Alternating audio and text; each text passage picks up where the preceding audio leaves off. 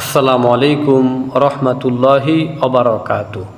সম্মানিত দর্শক, আমরা আমাদের দেশে অনেককে দেখি জানাজার খাটিয়া বহন করা কালে তারা উচ্চ আওয়াজে কালিমায়ে তৈয়িবা, কালিমায়ে শাহাদাত বা এই জাতীয় কোনো দোয়া আজকার পাঠ করে থাকে।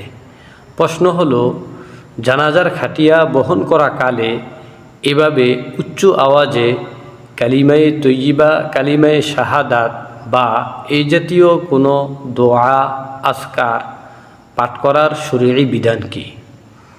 তার উত্তর হলো, জানাজার খাটিয়া বহন করা কালে এভাবে উচ্চ আওয়াজে কালিমায়ে তৈয়িবা, কালিমায়ে শাহাদাত বা এই জাতীয় কোনো দোয়া আজকার পাঠ করাটা মাকরুহ।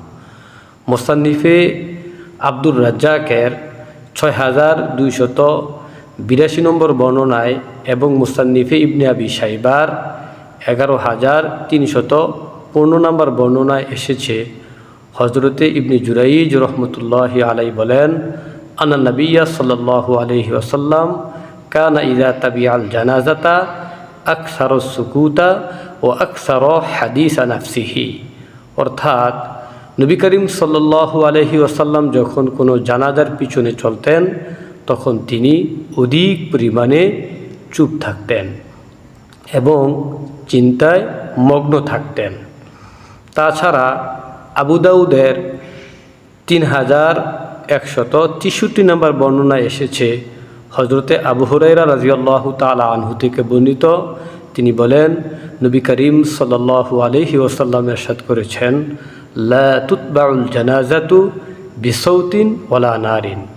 অর্থাৎ জানাজার পিছনে যেন আওয়াজ না করা হয় এবং জানাজার পিছনে যেন আগুন না নেওয়া হয়।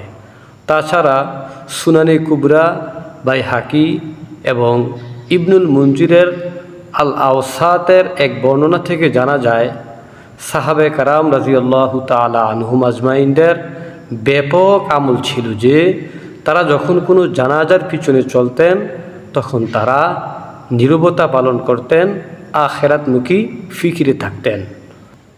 এ সমস্ত হাদিস ও আসারের উপর ভিত্তি করে ফুকাহায়ে কেরাম মাসআলা বের করেছেন যে জানাজার খাটিয়া বহন করা কালে আমল হলো নীরবতা পালন করা এবং আখিরাতমুখী চিন্তায় মগ্ন থাকা।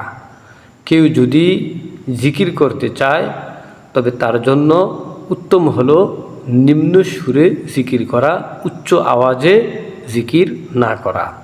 সম্মানিত দর্শক, আমরা এই মাসআলাটি অবশ্যই শেয়ার করে দিব যাতে করে প্রতিটা মুমিন মুসলমান জেনে সে মোতাবেক আমল করতে পারে। আসসালামু আলাইকুম ওয়া রাহমাতুল্লাহি ওয়া বারাকাতুহু।